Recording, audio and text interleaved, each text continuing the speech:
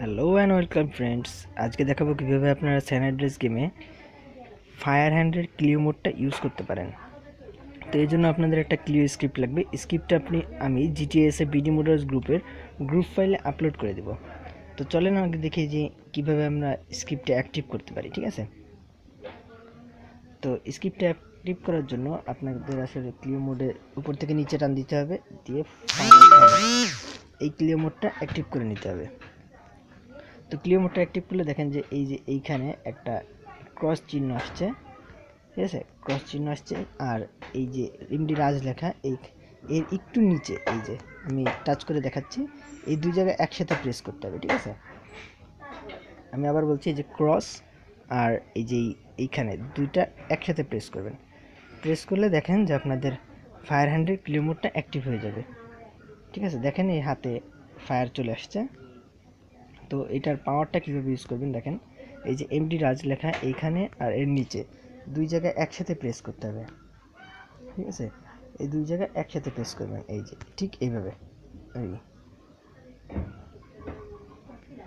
তো এইটা প্রেস করলে আশেপাশে যা কিছু আছে সব ডিস্ট্রয় হয়ে যাবে।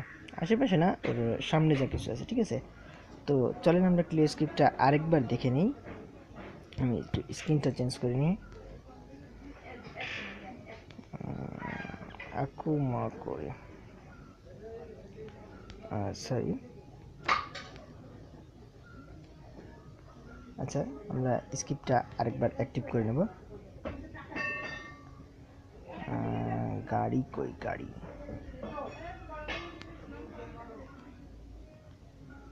হ্যাঁ এই যে গাড়ি আসছে।